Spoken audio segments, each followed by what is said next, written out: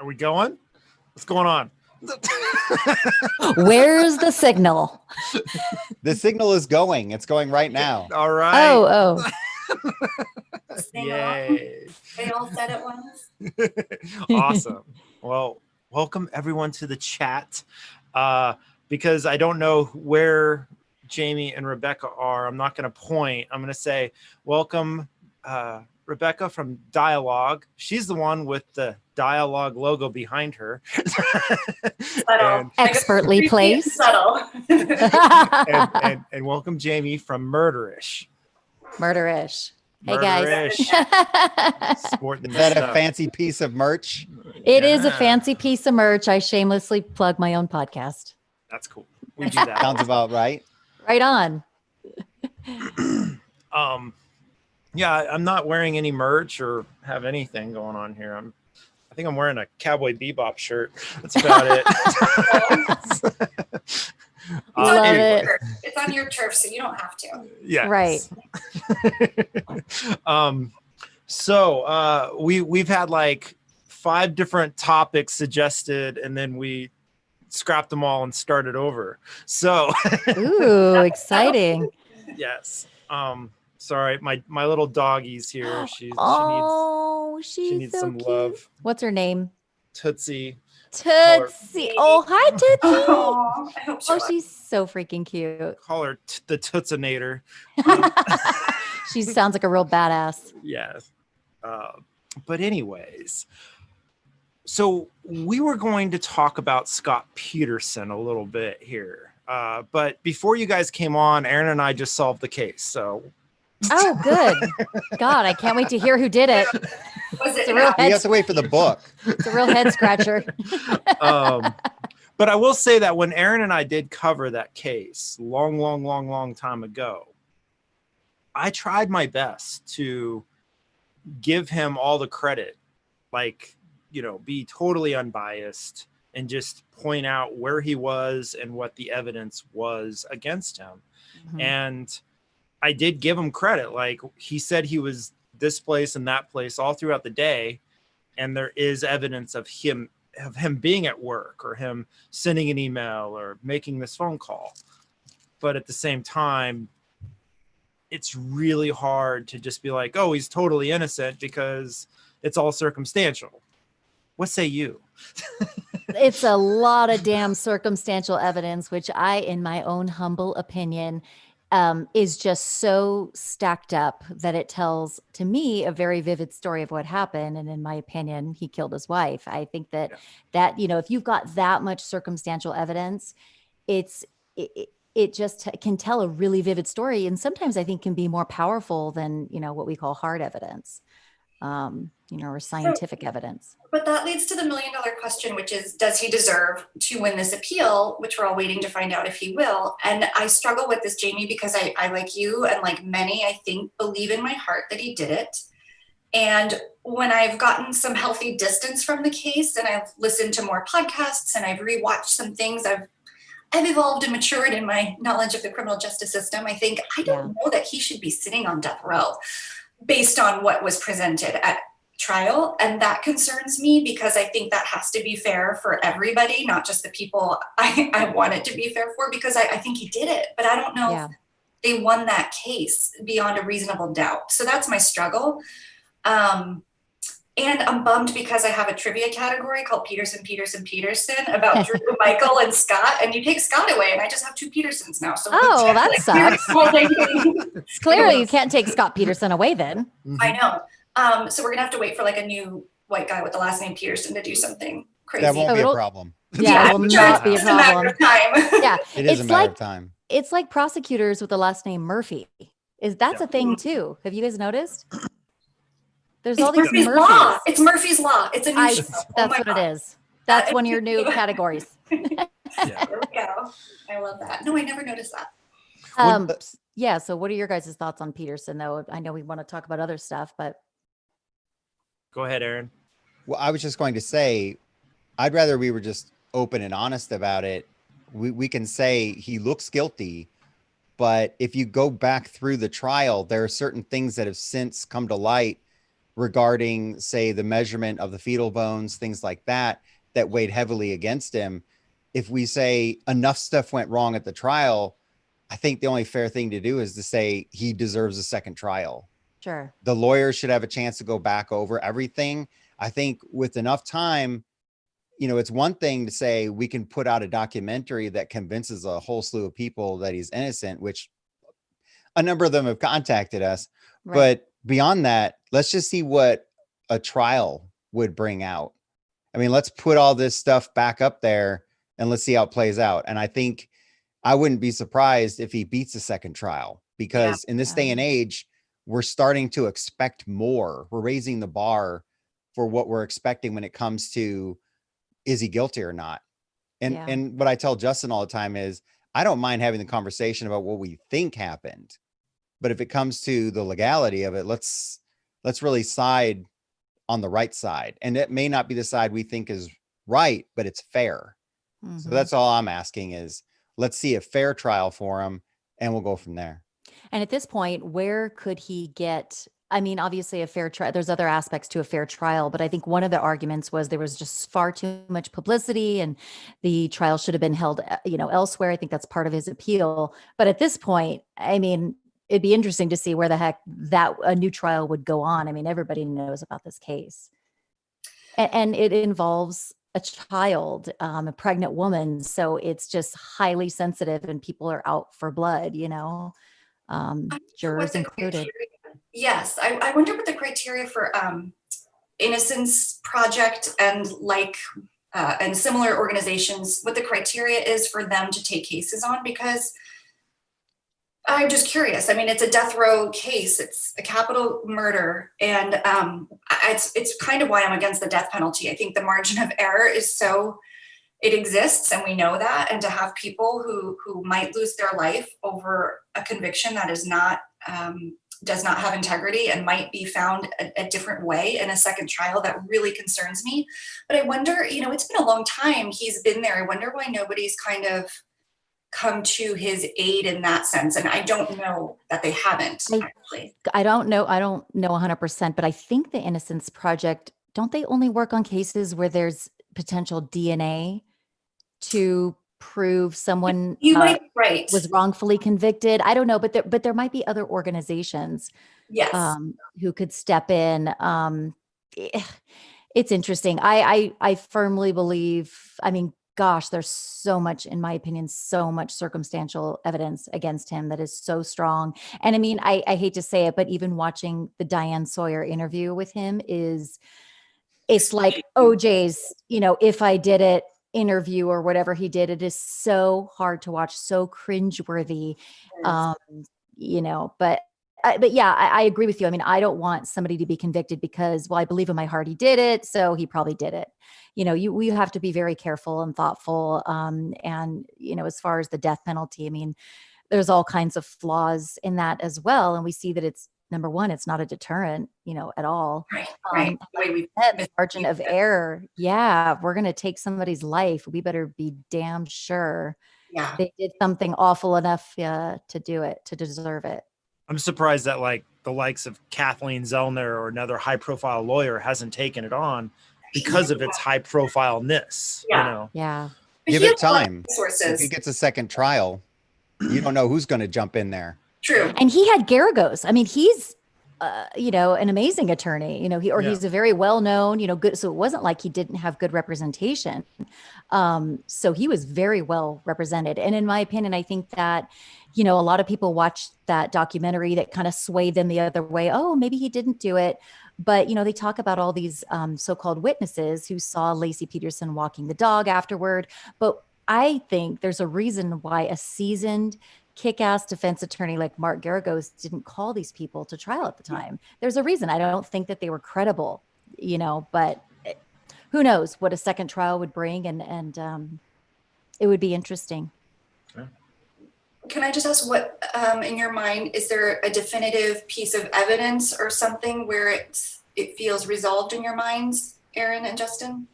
Because you solved this, so I'd like to hear it. Yeah, we want to know who We have did to it. wait for the book. We can't just give all that away now. That's not going to happen. We have a book? What is this book? Yeah, it has to be written. We just solved it. Now we have to write the book. Gotcha. Every Sunday we'll start working on it. I mean, like the rest of you, it's the totality of it. It's what was it? Christmas. It's the holiday. He's supposed to be with her. She's pregnant. Why is he going out on a boat that day? Why is he getting rid of her stuff afterwards? Why does he not give two shits about his wife? Mm-hmm. And that's, yeah, you know. I totally agree with you. And, her family and friends were totally on Scott Peterson's side when this all went down. I mean, they did not think that, anything precarious happened, but, he still like refused to speak to them at the vigil. Like he acted so strange and he, was standoffish and this and that. He avoided them, but they were on his side. So if he's innocent, you would think that he'd want to kind of rally around them and, get comfort from them and those kinds of things. And as far as like the two robbers theory, I just think that that's complete BS. I mean, I don't think that two random dudes who didn't know her would take such risks to dispose of her body in the way that it was. I mean, that takes time. The longer you have her body with you, the longer, the more you're at risk for being caught. And also, if you have no known connection to her, why are you so worried about getting rid of her body forever? I mean, putting weights on it and hoping that it never comes back up again. I mean, a typical home invasion, they're just going to kill the person and leave them where they lay. Right. They're not going to take the body with them. And the fact that her body was disposed of in the ocean or the bay, and then he claims he was out in the bay. It's like, yes. Yeah. You were in the bay where her body was found. That's so weird. There. I mean, and they came to him and apparently his first words were, don't tell me it's Lacey and the baby. Cause I think he'd heard human remains were found in the bay. And, that could be a response of an innocent person, fearing worst, but likely not. And, to your point about the vigil, I think he was working really hard to not be visible there because of what he had going on with Amber Fry and calling her. So I think he really didn't want to be photographed. So being near the family would probably put him in this spotlight. I think he's kind of the most dangerous type of criminal, to be honest, because I think he thinks he could have gotten away with it. And because nobody did suspect him, I think, kind of like a family annihilator, like they're like the most horrific, scariest kind to me. Mm-hmm. Definitely. Yeah, it'll be interesting to see if he wins the appeal. I don't know. I think legally he might deserve it, and I wish that wasn't true, is how I feel. There are a lot of things about this case that bother me. So one of the pieces of evidence that people use against him is that he had dyed his hair and taken off. He had a bunch of stuff in his vehicle. And his family, his supporters say, well, no, he was heading over to meet with his brother and his dad. Well, why does he have his brother's driver's license? Right. And they're like, oh, well, it's all part of, he doesn't want to be noticed by the public. They're hounding him. Having that identification, if they get past your disguise, you're holding that up, that doesn't do anything. So to me, that's more of a, I'm going to try and cross a border. Yeah, he had a passport or two. He had camping gear, a bunch of cash, a gun. I mean, it just was like he had a get out of town kit in his car. I mean, from what it appeared to be. He did himself no favors. And I've even read that he threw away his wedding album. Yeah. And then we know he subscribed to a porn channel or a porn site after she disappeared. So he's starting to live as though he knows she's gone. She can't yell at him about this stuff. Oh, you threw away our wedding album? Like that won't be a fight. Right. So because before everything was on the down low. And then after she goes missing, then he just starts living like a guy that, well, he's free. He's single again. Yeah. And he told Amber Fry, oh, my wife disappeared. And then at one point, oh, she died. This is before she was found and things like that. But and funny, a little aside here, when we did this episode and we talked about him subscribing to a porn site, I made an offhanded kind of ignorant comment going, who pays for porn? And nowadays Yeah, and that was my episode number 2 of The Peripheral, was when a porn producer said, "That's a really ignorant comment. Let me tell you why you should pay for porn." And, and Uh-huh. it launched a whole conversation that was really interesting. And That is so The interesting. more you know, the more Yeah. you know. We can all be corrected. Yes, we do the best we can until we know better, and then we do better. Even This is right. about porn. And trust me, our listeners will school us if Oh, yeah. we don't say something correctly or something that's not nice. I have a Scott Peterson aside as well. I was doing a trivia show as a fundraiser in San Diego, which is where he got arrested. So I thought, oh, this will be fun. I'll like throw in a Torrey Pines golf course question, which is where he was arrested. And my cousin had driven me by it. And I generally look down on I frown upon going to like Boulder and seeing the Ramsey house. Like, I don't know. I guess they're not there anymore. It's fine. But it's something about it's a little icky to me. But a public golf course felt okay to me. So we did that. And then I made a question about it. And the whole night had been going well. We raised like $9,000 for the school. And then the air just kind of sucked, when it just sucked out of the room. And I just sensed something weird. And I was like, oh, I don't know what happened. So I plowed through the round and I find out later, many of those people grew up with and or went to school with Scott Peterson. And so it's a little bit of a touchy subject. And I had not heard that in my research, and nobody had told me or warned me, but he had like friends from teams and different places in California, so it wasn't a hit, you could say. Not something you could have ever prepared for or known about or been ready for, but no. And it probably was over in like 30 seconds, but it felt like an hour, to get through it. I was just like, oh. Yeah. But yeah, what about the tarp? I'm remembering a tarp and feeling like that was this other bit of evidence. And yes, and hair found in pliers that matched Lacey's, as well as a cement block mold. Yep.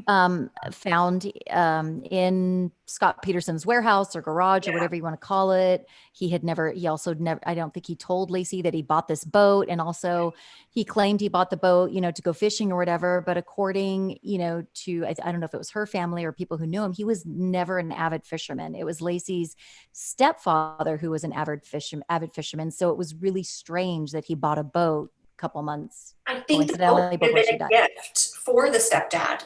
And that was even weirder because they were like, well, why were you taking it out? And I guess the argument was like taking it for a spin, seeing how she works, like on Christmas morning, like with your pregnant wife at home. Very, very weird. But apparently it was a gift for the stepdad. Got it. And the concrete molds, they explain those as he was, I guess, repaving his driveway or something to the effect. And he was putting a border around it. So he made little concrete molds to put like a line of, I don't know, rope or something around his driveway. Was that it, Aaron? Am I remembering that explanation?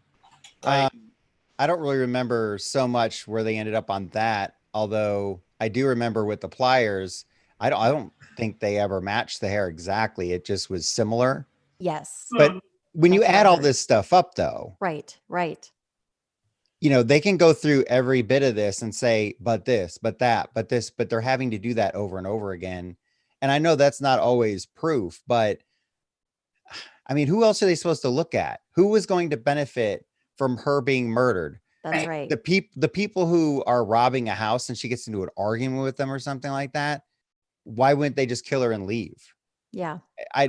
Their argument also is that she was alive longer than the prosecution said.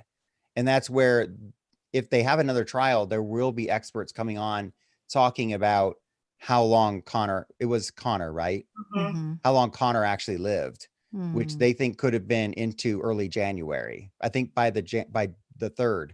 But when it comes down to it, he's the one who would benefit. He's the one who was living like he was single.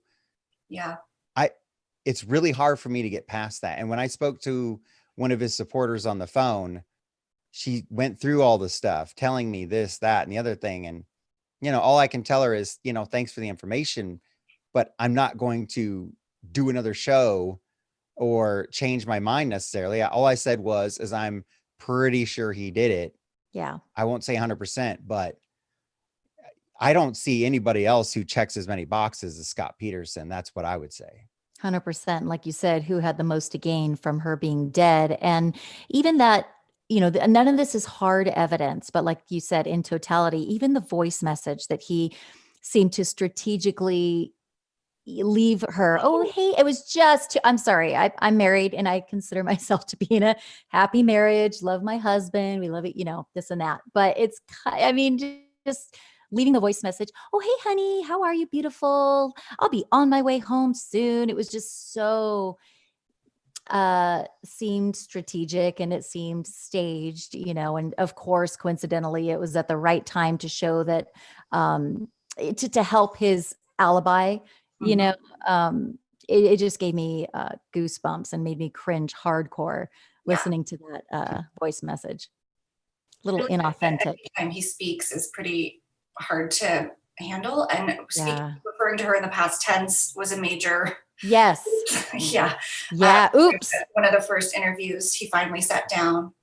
It looks like he is pained to be there, but not because his wife is missing. But like, it is like, I think so physically hard for him to say the words, because I think lying in that magnitude is probably an incredible stress on your body. Yeah. So what would you do? What would you do if the appeal vote was up to you and you could be the one to grant it or not? With everything, Aaron, you just said that I think we all are in agreement on. What do you do? Do trial. Yeah. I don't know. Most of the time, the trials are based on whether or not the prosecution or the judge did anything incorrect. Yeah. And so I kind of look at that and think, if they dotted their I's and crossed their T's and didn't do anything wrong. Yeah, it's circumstantial evidence enough for a retrial. I don't know if that's what he was convicted on. I don't know if there wasn't an actual what's the word? Malpractice, not malpractice. Yeah, like if the trial court erred in some manner, that's typically what you see, in the appeal. And I don't recall, I haven't read the entire appeal or anything like that. So I don't know where I would vote on that. But I'm trying to think of, I read a little bit about it today just to kind of refresh, but I don't know that the trial court erred. I think I know it pointed out that he didn't get a fair trial because of the publicity and the location where the trial was held. Something about also the scent dog that they used, but I don't know the specifics on that. So I'm not sure where I would. I know a little bit about the dogs. Oh, okay. There are two different types of dogs that they had at their disposal, you could say. One is a dog that actually tracks scents left on surfaces, and one tracks scents left in the air. And that's one of the arguments, is they didn't use the correct dog. Oh. Because which dog did they use? They used a dog that has in testing failed 75% of the time. Okay. So again, between the fetal measurements that were done incorrectly and the dog that they used, they're looking at it and going, you're using faulty science to convict him. And when you get beyond the science, you're going off of people's emotions. This guy looks guilty, so he must be guilty. So again, I wouldn't mind another trial, because if they can go back up and back up what they're saying, then he gets convicted again. And then we don't have to worry about it. I just don't like that there are these questions about the case. And, it's like we've seen in the past when people have been convicted and they'll say, well, we didn't make any mistakes. But we know there are problems with the case, and yet they won't look at it again. So I think just for the sake of people everywhere, just for humanity, we can do this again. I think. Yeah. It's so risky to me. Juries are like such wild cards, and I stand by what I've said, which is I will pick a bench trial any day of the week. I put my faith and my life in the hands. That would be fine. I wouldn't mind that. But I just would choose it personally. For you. So many people to trust and to think are going to do the right thing. And who, when the judge says, dismiss what you just heard, strike that from the record. Okay, so it's not in the document anymore. It's in their brain. You can never unhear those things. Like, I don't do that. I don't trust myself to be that unbiased. So, and reasonable doubt is a really high standard, and we do not meet it a lot. Like, people should not be convicted at the rates they are if it truly was held to that standard. It makes me so scared. So, and the judge's instructions are so confusing. I sat on a first degree murder trial as the jury foreman, and I remember it just being like, oh my gosh, okay, I've got to remember he said this, you want to follow the instructions, but we're human, we make errors, and I think juries probably misinterpret all the time. Instructions all the time. And they get exhausted and they miss their families and they're hungry or like pissed off or whatever. Bored, yeah. Yeah. Justin, you were going to say something. Sorry. No, I was agreeing with you. It's like the instructions need to be clear. And something that I didn't, we never got instructions when I was on my jury was if you wanted something rehashed, like while we were deliberating, we're like, well, how do we get it? And they never explained that. Oh, yeah. And it's like, well, I mean, could we have had all the pictures and photographs around the room? Could we have them come in and reread the transcripts? They never said anything. I'm sure we could have, but when they're just like, okay, go retire to your chamber and deliberate. It's like, okay, what if we have a question? And then ironically, there was a little buzzer that we had to push when we were done. And we pushed it. No one came. We sat there for hours because the buzzer didn't fucking work. Oh my God. It's just a symbol for the whole damn process. Oh my God. And you know what, Justin? That's a perfect example of irony. It's like the button is to get you out of the room and it doesn't work. Trapped. You're trapped there. And I will say though, is they thought we were deliberating all day. So they brought us lunch. Oh, well, that's one good, that's the light at the end of the tunnel. Unless the lunch was bad. Well, they asked us what we wanted. We said barbecue, but, nice. But still, like we could have been in and out of deliberation in less than 45 minutes. And instead it took 2.5 hours because they came up and asked us what we wanted for lunch. And we were like, well, we'll take some food, but we've been waiting for you to come get us because we reached our verdict 2 hours ago. Oh my God. What if you guys changed your verdict in that time? Because you're like so pissed off. You're like, on second thought, actually, that bastard. And maybe that's what they were trying to have happen. Yeah. But at the other hand, I can't remember who I was just interviewing. It'll come back to me in a second, but they were saying how important the role of the jury is, which I didn't mean to diminish. It's so important, but I think that was my point, is that it's so important, but we get it wrong so often. But his point was people should be showing up for jury duty more often and not going and trying to get out of it. It's like the running joke in our country is like not like dodging draft, but you do try to get out of jury duty.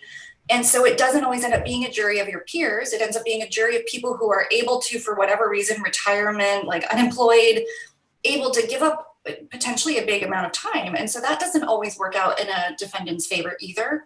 But then I'm always worried because I would be interested to sit on a jury now that I want it too much. And they're going to reject me for that reason. Because I'll be like, I'm so excited to learn and to be here front row and center, like with my notebook. You just sit there and don't say anything. That's right. And they'll choose you. Yeah. Yes. Now, don't look too excited. Yeah. A question for you guys. I actually, my own personal opinion, I don't like the fact that Joe Schmo me, Joe Schmo you sit on a jury. I would prefer a cop, a DNA analysis person, a forensic pathologist sit on that jury so they can call BS when the prosecutor or defense attorney is feeding them a line of shit. Yep. Because you can feed the jury a line of shit and say, oh, this fingerprint was left here and we dated it to the time of the murder. And you can't date a damn fingerprint, but but they do that. People may not know that. And the attorneys can spin it however they want, and they can act like they're teaching you about DNA, but they can tell you what they want about it, spin it a little bit to not tell you what they don't want to about it. But you're right. I think it would be interesting to have a mixture of experts. Yeah. Like you just said, you just spit out 4 or 5 different ones and we could add to that list, but that would be interesting. People who know better, who have, some of them have a legal background, some have, law enforcement, this and that. That would be interesting because like you said, it is such a crapshoot. I mean, just a bunch of Joe Schmoes sitting, you don't know, like, dude. Today I think and he's the guilty. spirit behind it, like a jury of your peers is a great idea. It is to level, I think it was, I'm sure, designed to level the playing field. But I think it might work against people more often than not. And yeah, I would take field experts. That's why I'm saying I choose the judge whose career and intellect at least has like gotten him this far to be able to interpret the law appropriately against my actions. Like, sign me up for that. That's what I'm doing. Yeah. Tonight. Yeah. It would be interesting. I mean, there's some, as we all know so well, there's just so many flaws in the justice system right now. And I have no clue how to fix them all. But just so many people are, wrongfully convicted. And just you see certain prosecutors, not all of them, of course. I do believe most people on this earth are good, but there are some who are not, and they get in a position of power. And there are all kinds of tricks and backdoor deals and faulty science evidence, presented, and lies and manipulation and all kinds of things that go on. And I'm thinking about all the people that look guilty. Who looks more guilty than Lori Vallow? Oof. Oh my God. But just think about it. We can skip the trial. Like that Her is husband, yeah, her boyfriend's wife, her kids. How do all these things happen? Okay, I have a confession to make. You all think I'm a true crime guru and I know everything. I don't know this backstory of this case at all. I have not followed it. Yeah. So fill me in here, because I'm not. It's a crazy one. It's the kind of plot that honestly you would hear someone pitch for like a movie or a scripted show, and you'd be like, it's so stupid, and nobody would. This is not real. This isn't reality. That would never happen, but it did happen. There's like a wake of, significant others dying at the center of the two people in question. There's a cult. There's missing children. And you can see why the whole country is literally just like every day on the edge of their seat, because it's unbelievable. But I don't know, Jami, you might know more about this, but my understanding is this woman, Lori Vallow, left her husband for a leader of this religious organization / cult. And long after, her ex was killed by her brother. Right. Hit my straw. The new husband, the cult leader's wife, died suspiciously, but they said natural causes, but have since exhumed her and are now. They're going to re-examine. Yes. This is true, Justin. This is true. They believe that they're one of the 144,000 people the chosen people that will be, by the way, it's happening next month. The world's going to end, but they're going to be left July 30th or something. Oh, thank God. Yeah. Seriously. Hallelujah. Dumpster fire. Can I join? The earth will flood and the dumpster will go out. We'll all be happy. Oh my God. God. Meanwhile, Lori's two children, different fathers, but she's mother to both, went missing in the fall. And family members reported them missing. This is JJ and Tylee. And police officers and law enforcement have said, produce your children. And she never could. They went to Hawaii, got married. And 6 months later, they've found the remains of these two children on the Idaho property of the cult leader husband. Yeah. So don't forget author. I just want to see, like, is Lori gonna flip? Is she gonna be, you always see like the first person to flip gets the better deal. I mean, obviously their remains were found on his property. Of course, there's going to be all kinds of, I'm sure, evidence, circumstantial and maybe otherwise scientific as well against Lori. But like, what is going to happen? Are they going to plea out? Is she going to flip on him? Are they both going to blame the brother because he's dead? So, he can't defend himself. And really it does look like he was involved. Because probably not. At the heart of this might be a very strong religious belief, which people don't just throw out on a whim or to save their own butts. Right. These convictions are so strong that in this case, it may have led to murder. Mm-hmm. So that's where I'm. Yeah. And I wouldn't say, religious fanaticism always means mental health issues. I don't think so. But in this case, I really think there's something larger because apparently she had real belief that the children were zombies. And yes. That's like on the record. So I think that they felt this was the only way. It was protecting the kids, right? I'm sure in their like disoriented state of mind. So I don't think this is like just even, it's so next level. I don't know how they're going to get out of this. And I don't know how eventually how they ultimately got the info to go. Why did they just search? That's what I don't understand. These kids have been missing for so many months. I think it was Why too did they cold just and search? icy. That's what I read. It may have been too cold and icy to do a proper dig on his property. I don't know, but I had the same question as you. And going back to like what you said, I mean, I agree. I do think that, you know, the murder of these children, it seems like it was motivated by a real belief in her head that her kids were zombies and she was helping them. That might be true. But then how do you explain the other deaths? Like, to me, you know, and some of them may have been murder, some of them may have been not. But I mean, there's 3 closely related people dead, all in a very short period of time, you know, connected to these 2 people. And it's like, to me, it clearly looks like, you know, let's get rid of the 2 spouses because they're in our way. We want to get married and move on with our cult like behavior life. But then the brother, like, to me, my first thought was, okay, they killed him. He knew too much. So they killed him because he knew too much. Yeah, which is like premeditation and pre-planning and has nothing to do with a religious belief. It wouldn't seem. So it's so complicated. But gosh, if these are not 2 of the most hated people in the world right now, I don't know who is. And if I get one more message saying that chick looks like my sister, you guys, Is that a trigger for you, Jami? I was like, I am not claiming Lori Vallow. We do not share DNA. Yo, I got so many freaking messages when the story first came out. Like, Your oh my poor God. sister. Ugh. Yeah, I know, my poor sis. She's the black sheep of the family. That's just not very nice. It's not nice. Just you glad you asked. Yeah. Well, I'd seen the headline about the children's remains being found, but I had no clue what the backstory was or the inner workings of how we got there. Yeah. So, yeah. Yeah, and it's sad. There's you know, her sister is now, speaking of flipping Jami, you know, changing her story because she stood by her this whole time. My sister didn't do anything, but you know, the thing is, Lori wasn't saying anything. It wasn't even just that she was denying; she was saying nothing. And to me, I just don't understand how you cannot produce your children for this long if they're declared missing. Like, and you're saying you have nothing to do with it, but you can't. They're not in school. They've been pulled out of everything. Like, I mean, eventually they arrested her for this, for abandonment or whatever, and that's all they keep her on. But I'm just like, how is that? I just don't understand the time that this was allowed to prolong, and I don't know. I'll give you a name, Casey Anthony. Yep. Oh, yeah. No, that's a good point. That's a good point, but at least she was an active participant. She was lying and she was dragging them all around the state of Florida.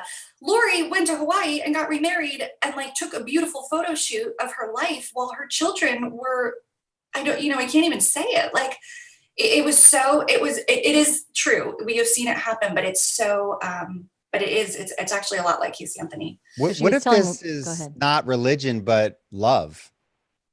It could be a mixture because I of both. read that she was really into his books. Yeah. And what if she just became obsessed with him and then he got to look at her and this became everything's out of our way completely. Yeah. She was his trade up wife. Yeah. It's totally possible. And maybe they're just both like broken in the way that just made them fit together. Do you know what I mean? Like, and they just fed off each other and like it was them against the world kind of thing. And when she met Chad Daybell, her new husband's, the cult leader's parents, her in-laws, she explained that she was an empty nester. They asked her if she had any kids. She goes, oh, well, I'm an empty nester. So she was spreading there's all these lies, this trail of lies. Like she pulled the kids out of school or pulled the youngest one out of school and said, oh, they're going to be with their aunt or their grandma for a month. Meanwhile, Chad Daybell is saying, oh, they're with this person who was Lori Vallow's friend. And Lori Vallow's friend's like, no, they were never with me. So like they couldn't get their lies straight. They were always trying to say, oh, the kids are over here. They're over there. I'm an empty nester. And, obviously they were. And I guess it almost sounds like this was love because people do crazy stuff when they're in love. And, you take the right people and that goes from little lies to being psychopaths. Yeah. And I guess if they really did believe, if they had the religious conviction in addition to that, hey, the world's going to be over July 30th. Like, we don't have to say anything. We just got to hang tight till then. And then we'll be like victorious or whatever they thought was going to happen at that point. And honestly, at this point in the world, I'm like, maybe they're right. Maybe July 30th is it for all of us. Well, I mean, seem to be some precursors to that. It feels like end of times-ish over here. Yeah. Goodbye, No happy 2020. ending. Sorry. No, darn it. Yeah, no, I don't. I But think we're stuck. it'll be interesting to see what happens if there's going to be a trial, if they're going to plead out. I don't know. They may not talk either. That might be the other thing. Right. Like you said, Rebekah, how long did it go where they were asking her questions and she really didn't have anything to say? Right.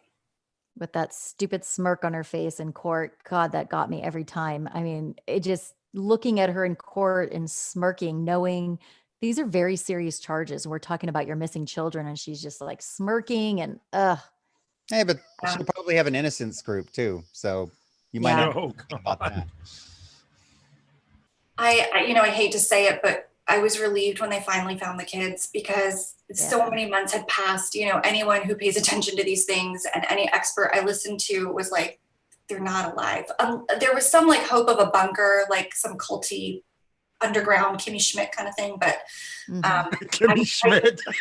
Well, maybe they like put her with family underneath somewhere. Yeah, I get it. It's funny. And that might have been a terrible fate, honestly, if that had happened, but at least they'd live maybe to tell. But I think everybody just knew. And so I was just so relieved, heartbroken, but just relieved when they found them. Just at least these poor children's, like the remaining family members can know. I know I will not say closure or peace, but they'll know.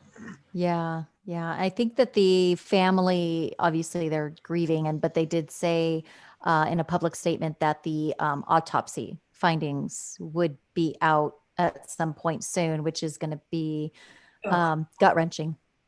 Well, they've already alluded to it being gruesome and beyond anything they could have imagined. So, I mean, this and that fits with this story. Like this won't just if the kids were zombies, I can't imagine this being a pretty sight. And I don't know. The more I think about it, the more I think that these people that did this, they really were living in a fantasy world where they were never going to have any problems due to their actions. They're just that love or right off in the sunset together issue. And I mean that really sincerely. Like, if that disconnect from reality and repercussions and consequences and reality has to suggest something off. Yeah.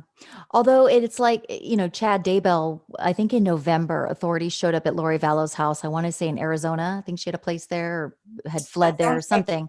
And they showed up and Chad Daybell was there. And so was her brother. And Chad claimed to not know her at all. Like he said, I don't really even know her. I don't even have her phone number. Of course, we know that's not true. So he was lying for a reason, I don't know. It's the whole story is so awful, but it really, truly, I mean, it's like, is this even real? It does not seem real. Yeah. Well, we'll just wait for the, the dramatized version, the podcasts, the documentaries, like they're all a-coming. This one, though, is different. I think people have waited to start producing content around it because it's so complicated. Anytime I've seen someone try to share it, there's literally Venn diagrams involved with faces and arrows and like strings attaching people because it's so complicated. Like we gave the very condensed version. It's really complex. I don't know. Someone's got a big job, I guess, if they really want to go back and tell the whole story from the start. Yeah, because you've got Lori Vallow's niece who also had something with her boyfriend, and he claims to have been shot at, and he was supposedly driving Tylee, the deceased teenager's Jeep at the time he was shot at. So it's like, there's just all this stuff. Yeah. And the littlest boy, JJ, has autism. And there was like, he was staying with grandparents at one point because parents couldn't handle it. Like his life seemed disruptive and not going great prior, it's like just tragedy upon tragedy. Yeah.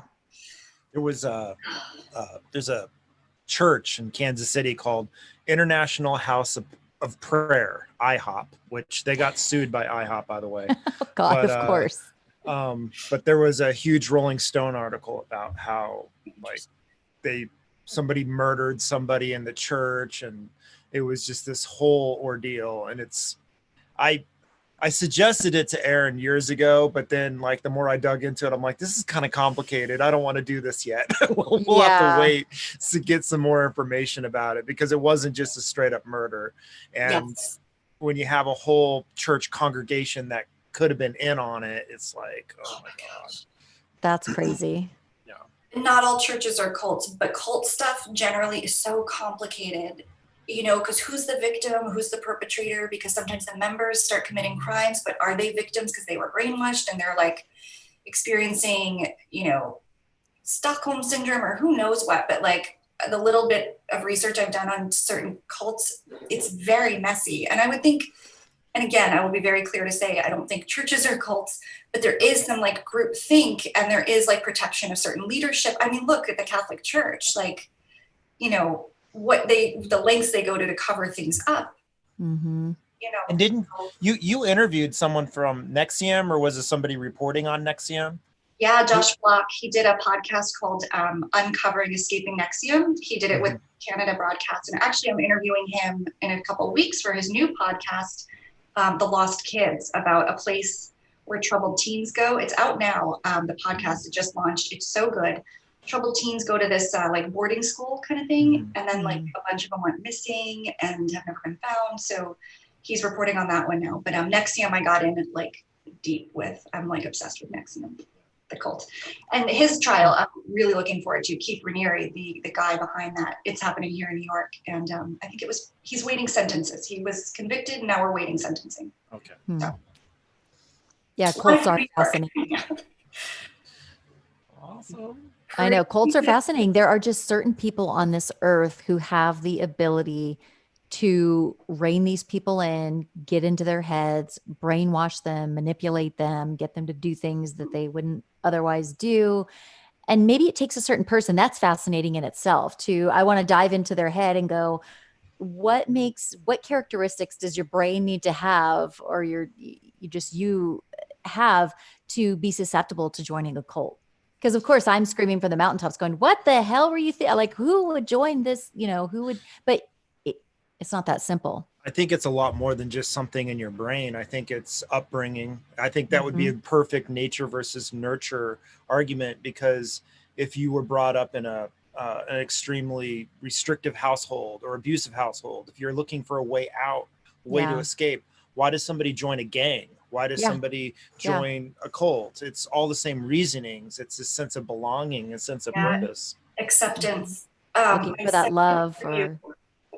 I interviewed a survivor and escapee of the Children of God cult. And, you know, she talks a lot about this, Jami, because I think her fear in speaking out was that people would think she was stupid. And she's really, really intelligent. But it's also, she was brought into it under her parents. So she actually, you couldn't even blame her. She was entirely a victim who was raised in it. It's indoctrinated in, But her parents were doctors. And so intellectually, completely competent, healthy and adjusted people who just like, it's a lot about what I've read is it's like a vulnerable time in your life, like something, a big change has just happened. You've moved, you have no community, or a major loss, just some point of vulnerability where that person comes in like just at that perfect moment, imperfect, but perfect timing, to where you'd be more susceptible than you normally would be. That's like a common. Yeah. And I think that these perpetrators, it's almost like they can sniff that out like sharks smell blood in the water. They see this person's like a wounded animal. They are going through something. They're very vulnerable right now. I can manipulate them. I think a lot of that also happens with, abusive relationships. They take advantage of your vulnerability and what you're going through at the time. And they know, these perpetrators know. They're very good at picking out, oh, this woman over here, she's probably not going to be a good, person to reel in, but this one over here, I think is ripe for it. Well, they're good at it, and they're good at it making you feel good. Like, these are not guys with guns to your head. They're doing something that's very winsome, and they usually have a lot of charisma, and there's something really attractive or appealing about them or their message or something. And I have a theory that like celebrities, let me be careful. Now I gotta hear it. Hear me out. I think a lot of cult leaders could have been really successful movies, actors, politicians. I think there's a common trait to like a magnanimous person who can galvanize a group, right? Who can get people to buy into a message. And for some reason with the cult leader, it just was like distorted, misguided. Something's wonky in his own or her own life. There's lots of women. Just like the victim, like it's some vulnerability, but actually if applied in a healthy way, they could have been super successful and had like adoring fans. Like it's that need to be wanted and loved. So I mean, like Charles Manson was a really talented musician. Like the Beach Boys made music with him. I think he just got in with the wrong crowd. But like I think he could have been like a star. I really do. Yeah. But he didn't make it. And instead of like just saying, well, I guess I have to get a real regular job like everyone else, he's like, no, I still want to have that power. And so it's like an ego thing. And didn't he have like an intensely dysfunctional childhood, teenage years? I want to say like a very... I don't know for a fact, but probably because he left very young to go do music and stuff. So perhaps I wouldn't be surprised. But he wasn't like talentless. Like he really. Yeah. Anyway, I get so bummed out when I think about cult leaders. I feel like they needed. They had so much potential to be in the Beatles or scholarship or something. Right? It could have been like the next Brad Pitt or something. Yes, I'm serious. If only they had Instagram back then, right? Exactly. Right. Influencer, like a healthy kind. Yeah, and not a micro influencer, like a mega influencer. Oh, it gives followers a whole new definition, right? Sure. I don't think that's. I think that's by design. That's called that. I'm not even kidding. Groupies. Bands have groupies, right? Yeah. Well, going back to what you said, so you said like maybe there's some sort of common thread, like with successful like politicians and cult leaders. And I could be totally wrong. I haven't done any studies on this. Okay, so don't quote me on this, but I think a lot of them are pretty narcissistic, politicians, cult leaders. Yeah. So I think a lot of them probably, if you were to dive into their psyche, that they would share those qualities in common. I would venture to agree with you without knowing the actual statistics behind disclaimer. Can you guys put that disclaimer? We are not medical professionals. We're not a psychologist. We do not diagnose or profile people, but it's like ego, and then there's like healthy ego, and then there's inflated ego, and then there's maybe like narcissism. And I would venture to guess they're like high up there. Yeah. Here, let me take the crosshairs off you real quick, Jami, by the thing I'm going to say next. Do it. Yes. I have a lot of friends that are in sales. And just because you're in sales doesn't mean you're a horrible person, a con man, a liar, or anything. But there's definitely a personality type to sell, a personality type I don't have. Now, when you go past sales into con men, you can think like all serial killers are con men, but not all con men are serial killers. Mm-hmm. All cult leaders are con men, but not all con men are cult leaders. Yeah. And it takes that special personality type to read other people, know who's vulnerable, know who you can get to, and sell your bullshit to. Yeah. Mm-hmm. I agree with you 100%. And they are just masters at it. Mm-hmm. And that is just so fascinating. I literally want to just dive into their brains and understand. I encourage you to go down the NXIVM rabbit hole. If you're honest with I haven't yet. Yeah. I'm like, at a point in my life, I might have like clicked learn more, on the courses. I might have been like, you're telling me I could have success in my personal, professional, and like lose weight or something. I'd be like, where do I sign up? Let me hear what he's saying. It starts with like one little piqued interest. And then if you're alone, displaced for whatever reason. And that's how, there were a lot of well-known women in his group, actresses who were not household names, but who were getting TV work, but not getting to the next level. That was like a big group he went after. Anyway, fascinating. Well, like Scientology. I mean, Scientology, as of late, has a big dark cloud over it because of some information that's come out and a huge documentary and all these things. Don't get us but sued. Don't get us sued. I know. God, seriously. Did I say Scientology? I meant I feel like I was could probably. something that rhymes with Scientology. But you know, there are very well-known celebrities, intelligent people. So going back to your point, of course, these are not just dumb people who become, you know, cult followers and go who are abused and get into abused relationships. Of course not. It could happen to anybody, I believe, if it's just the right moment in your life. You know, you're super vulnerable and all of those things. I do think that it could happen to anybody, and the right, you know, puppet master. Yeah, and and got it's all the charisma and more. Like I think, you know, it's people looking for more and meaning to assign to things that they can't, you know, come up with themselves or articulate, or they're not finding in another religion or something. So yeah. What there's is the meaning of life? Guys, can you tell me? That's $1 million question. He's not a cult leader, so no. Oh shoot! And don't trust anyone were wrong. Tell you. No, I don't know if you ever listened to the podcast Snap Judgment with Glenn Washington.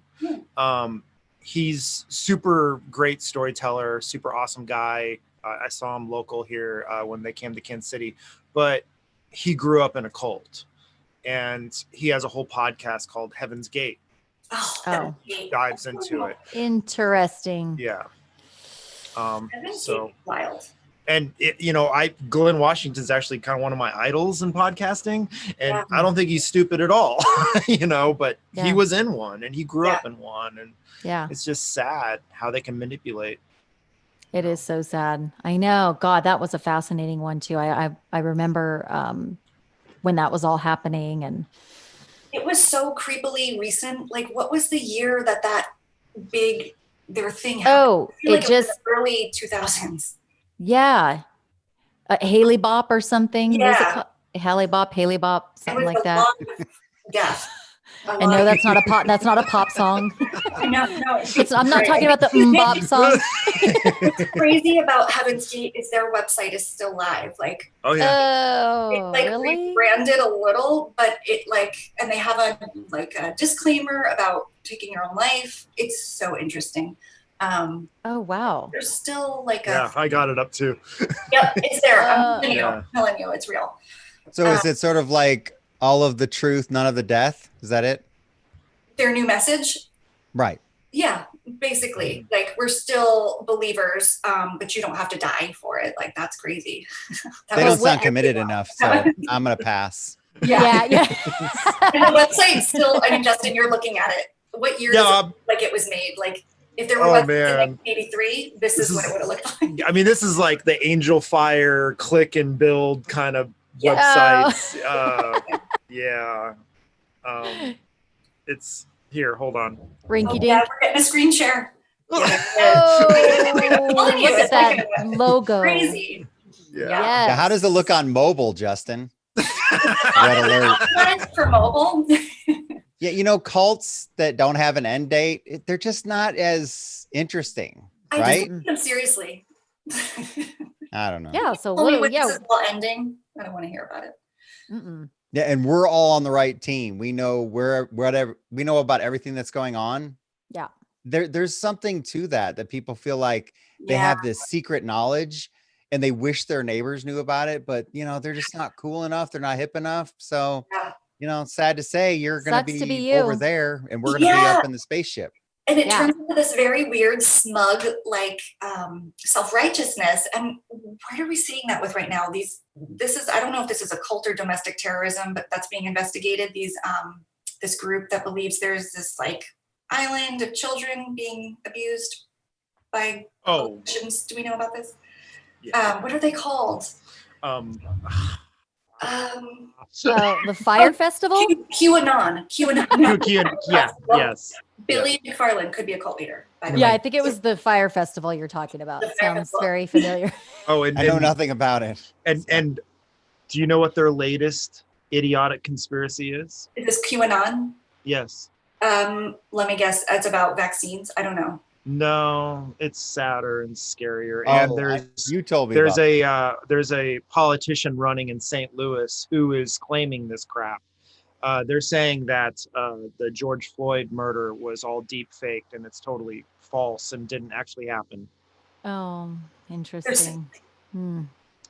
I can't explain it to Yeah. you in a way that makes sense. because There's you can't understand it. Yeah, and and the cop with his knee on George Floyd, that's actually the host of Cash Cab.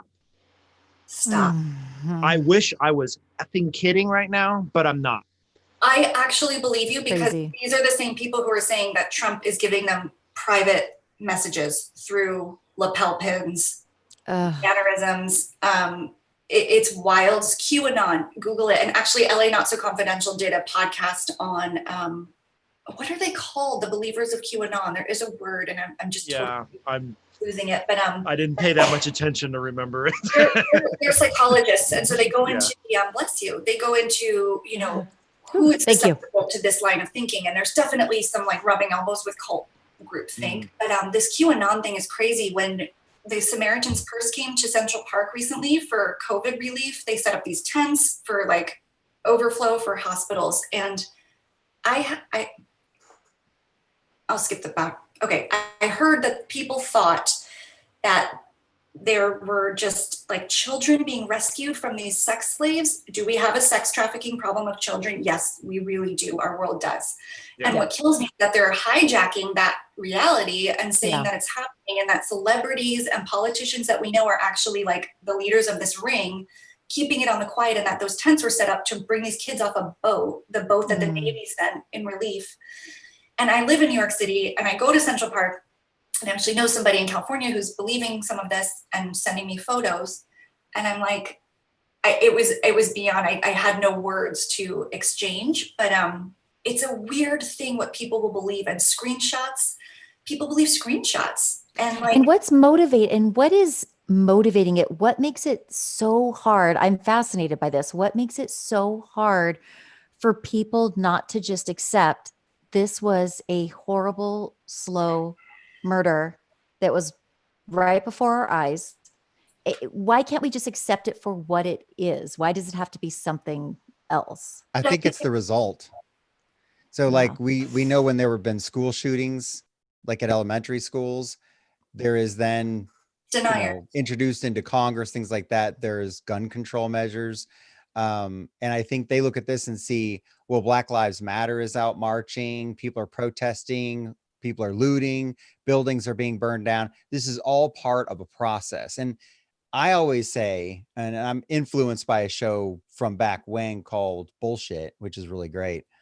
But there's this idea that people have to be part of a sexy truth.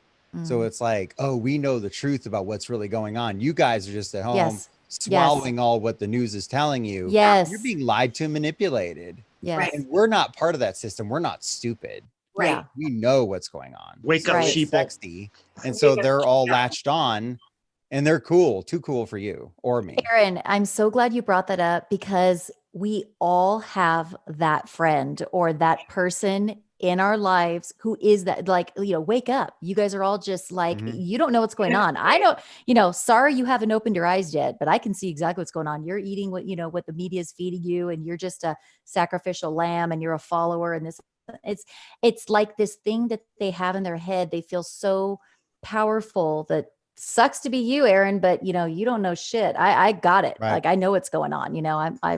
It's interesting. And I can think of at least a handful of people in my circle, who are on Facebook sort of preaching those types of messages. And it's interesting. And Jami, you might find that it is deeper than even that instinct and personality that might be like this QAnon thing.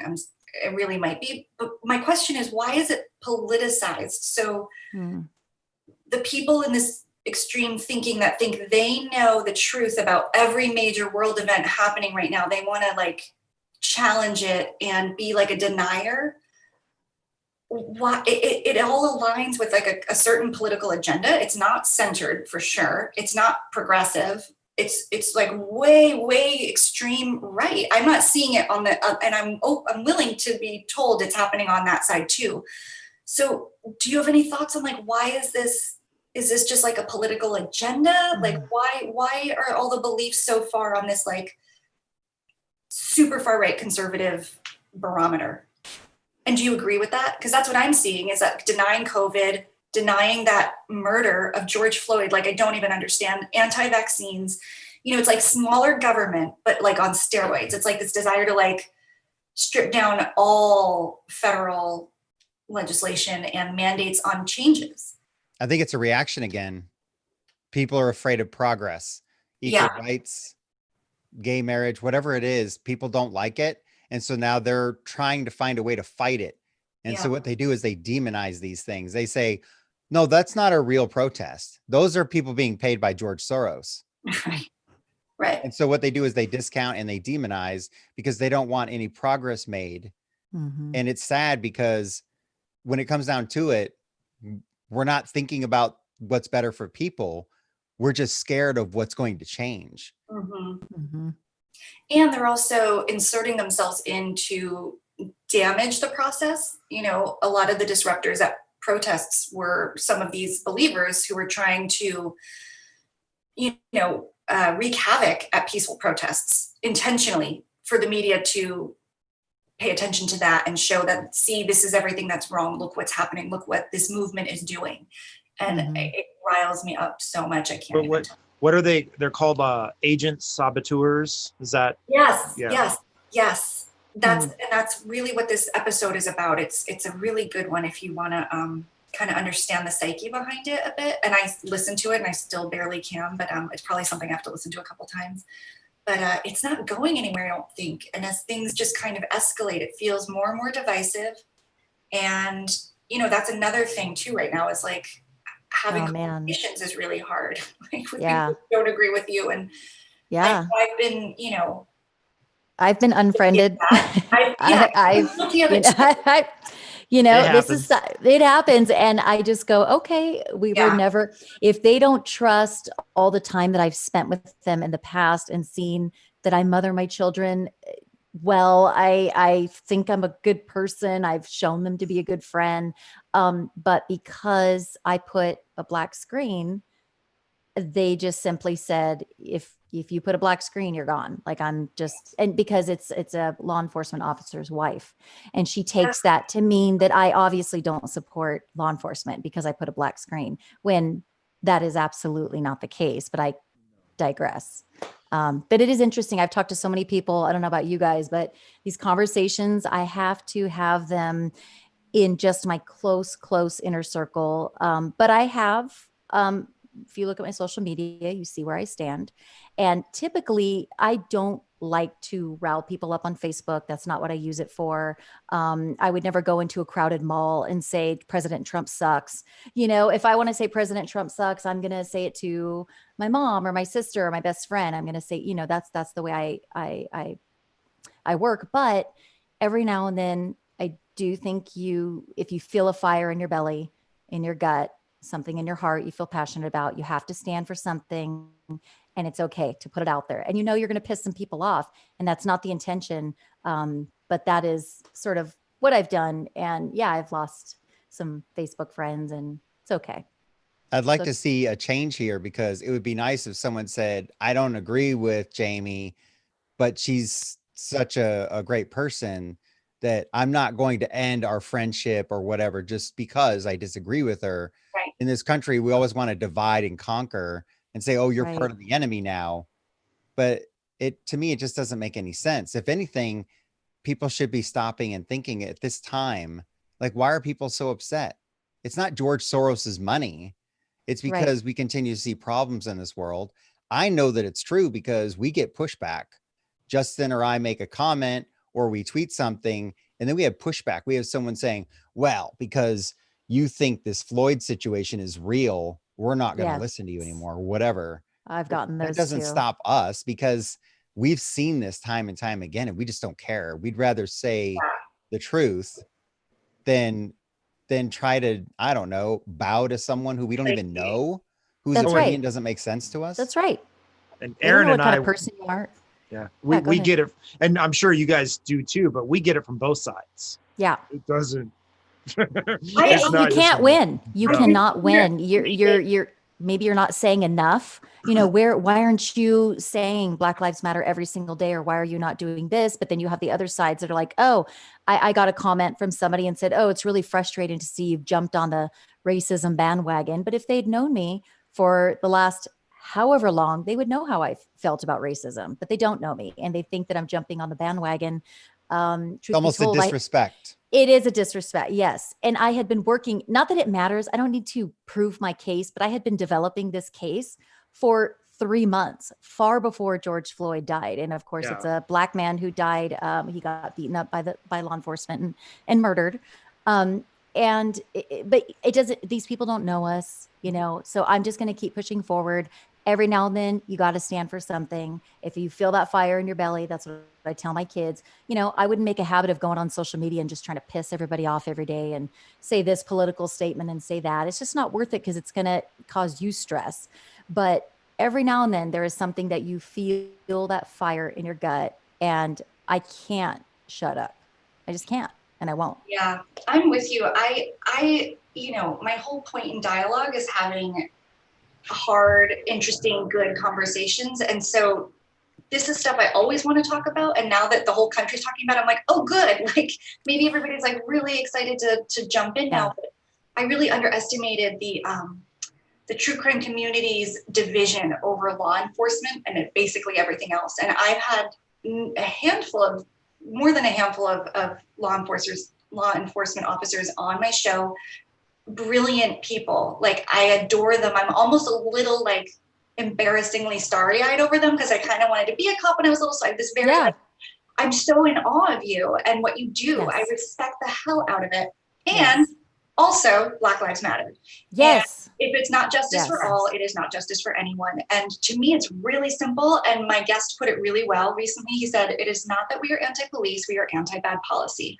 Yes. Law enforcement is just carrying out policy. It's a system and it's coming from the top down. This is not fair. Like what's being directed at cops is not fair. It's not. And I don't want to see any of them hurt. Murder people in front of people. That should be directed at them. I'm talking about every single cop who feels like the country is against them right now. Who by and large are good people, and they go out and they risk their lives every single day. And I have had to call on law enforcement to help me in a time of crisis. And thank goodness they were there. And I will never forget them. And they were so respectful and so helpful.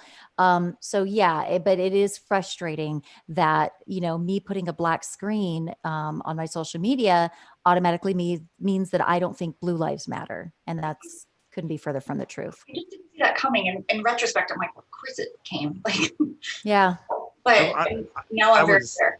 I was taking a hiatus from social media that week.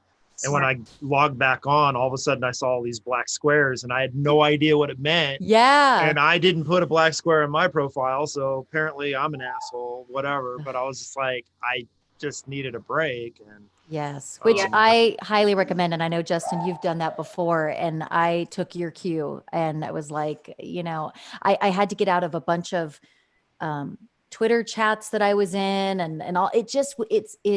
It's just so many opinions, and even just seeing the ding on my phone. I've already got so much swirling around in my head as a mom and a career person and a wife. And it just, seriously, it's too much. Turn all the notifications off on your phone except for phone calls and texts. Yeah. Turn all the app notifications off, all of them. Because you can just open the app and see. Of course. And take breaks from it. Don't let it ruin or run your life. And I just think, is it helping me? Is it adding value to my podcast? Is it adding value to my creativity? Mm-hmm. No? Then why am I bothering? Right. I agree with you. It's too much. It's overwhelming. And also, sometimes I just have to reel it into like my circle of trust. And unfortunately, when you're a part of like these big conversations, these big Twitter chats, there's like 30 people in the group and people are sharing this and sharing that. And that's fine. It's, I'm kind of an open book. I always have been. But then I realize I don't know if I can trust these people if they really have my best interests at heart? Are they screenshotting Yes, they are. something and They are. Just trust assume they me. are. Trust You'll me. be right. Yeah, I know. And it's yeah. And even I could go off on that. Trust, I've had my own little screenshotting fun. Not me, but somebody screenshotted my shit. But anyway. Oh, they post my Well- shit everywhere. Yeah, I'm sure. I mean, I was like, haven't you seen my screenshots? Well, this leads to cancel culture, right? Like, there are people who do things, and sometimes, and if they're leaders in an industry or something, I'm like, yeah, we get to mute you. You're canceled. Like, that is not okay to, for 30 years, assault women in the name of like making money in Hollywood or whatever. Yeah. But I draw a line like where none of us can make a mistake anymore. And I feel for people who sincerely misspeak or having from something they said in 2001 or 4 or whatever. It scares me the way we're so quick to just shut someone down. Yeah. It makes people fearful to talk, and then all good conversation shuts down. And that's why I think we're in these silos, and that's why I think we have saboteurs or whatever. Like, I don't know, everyone's listening to what they want to hear, inserting them where they, find it interesting and where they can like instigate. And then there's no good conversations happening and everyone's free. So, and somebody has one slip of the tongue where it's an otherwise good person, but they misspeak, and oh my God, that goes viral, and people pile on and pile on and pile on, and it's just that happens too. And it doesn't matter who you are. It doesn't matter how insignificant you are. Now, given the more popular you are, the more followers you are, the more harsh the backlash will probably be. But can't we save that horrible mob mentality for the Harvey Weinsteins of the world, and not for the Rebekahs on Twitter? I know. I wish. So I think there needs to be a global contract that we all sign to sign off on that. New World Order, QAnon, listen up.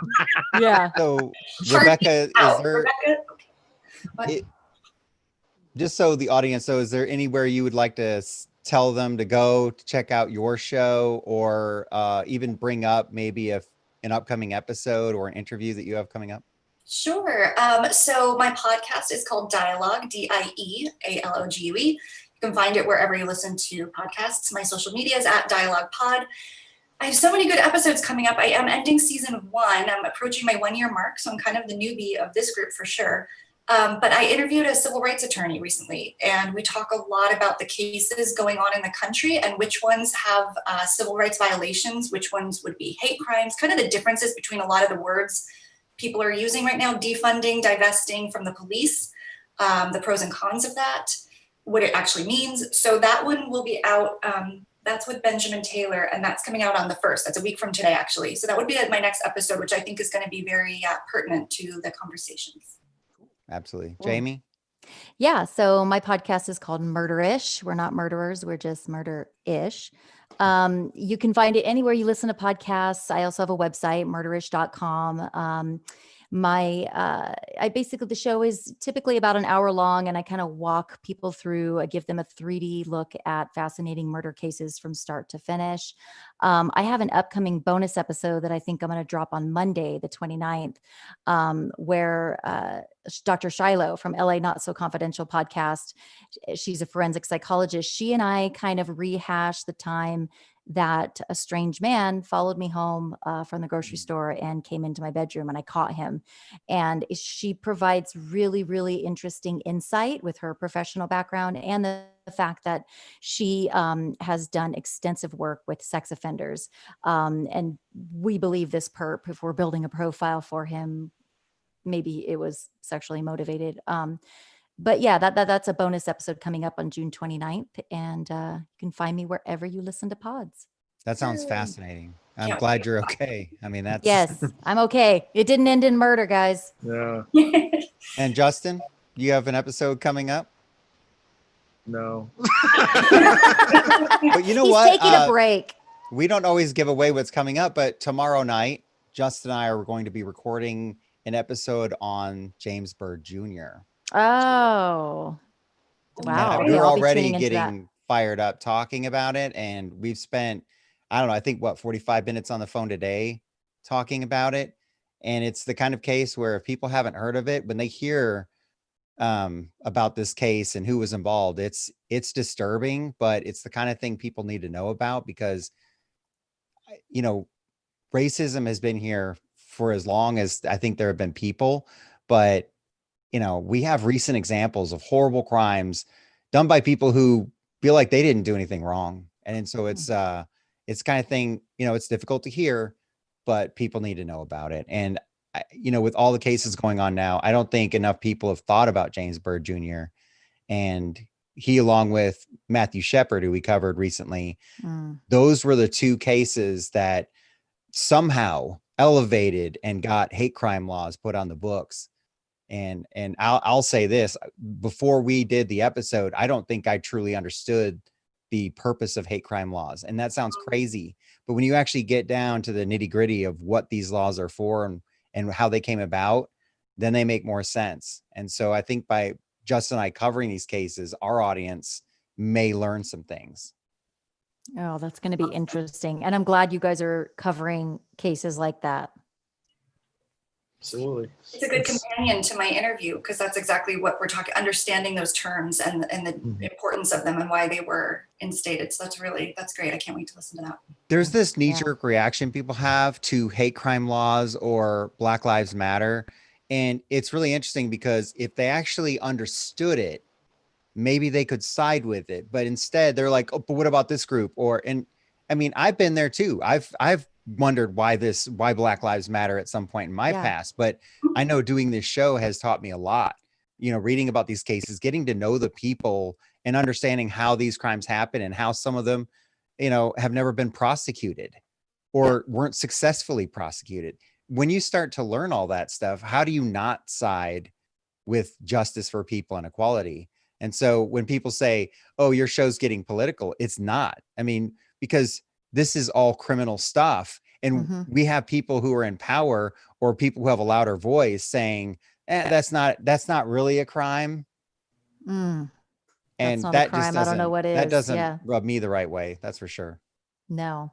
And the statistics don't lie with regard to people of color in our justice system. We have to highlight these cases. This is a society, when we look at the numbers of how much of the American country is made up of Blacks, it's a very small percentage, but the number of Black or African Americans that are actually in prison, staggering. You know, people can say what they want. Oh, well, there was a crime, there was this. No, that is a striking statistic that needs to be looked at more objectively instead of just saying, oh, well, people commit crimes, they go to prison. It's not that simple. No, it's not that simple. It's a dual thing too in both sides of the system, because the same statistics are true for victims of color in terms of solve rate and prosecution. The victims of color and marginalized people in general, generally those cases fall by the wayside more often and are less aggressively prosecuted than their white counterparts. So it's like on both sides of the system, we are failing the African-American community. It's pretty safe to say.